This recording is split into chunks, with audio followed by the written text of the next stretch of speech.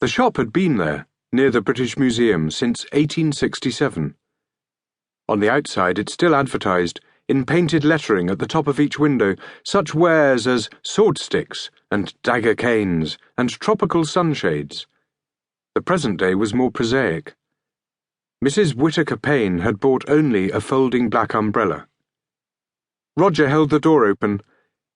"As usual, such lovely service," she said. She was white-haired and patrician, her gloved hand bunched arthritically round the silver crook of a rosewood stick. Her voice was resonant with a belief in herself and everything she stood for. "I shall see you in a month or so," she told him, "when I return to buy Christmas presents." He felt tempted not to mention it.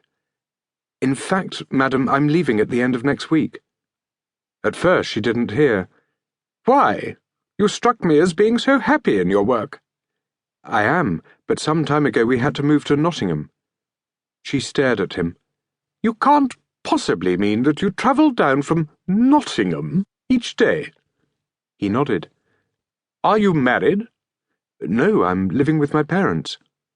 "Then surely you could rent yourself a room or flat in town." "I did for a bit, but—" He paused. "I really didn't like it." "How old are you, young man?" 24. "Well, I suppose you know what suits you best. In my day, young men of 24 no longer lived with their parents. I wish you luck, of course. I wish you every success." For a few seconds he watched her walk haltingly towards the traffic lights. Her chauffeur, he knew, was parked around the corner. He wondered if he ought to escort her. Instead, though, he slowly closed the door and turned to where Rose was sitting, watching him sardonically.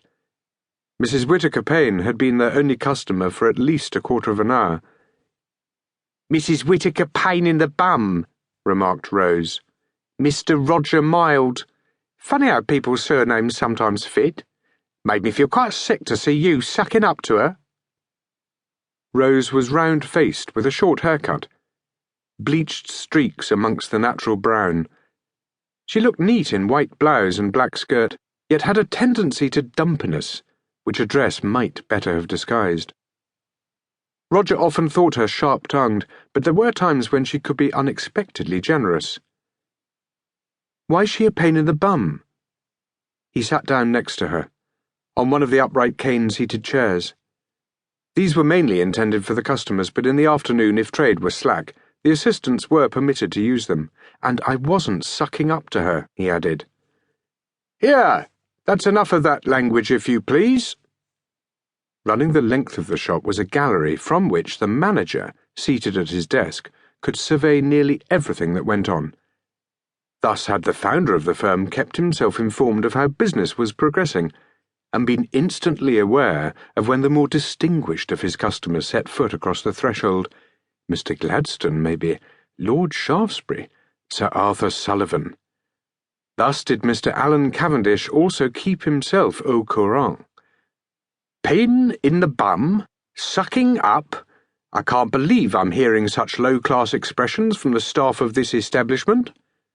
Mr. Cavendish rose to his feet and glared. "I thought I always made it abundantly clear. Those were the prerogative of the management."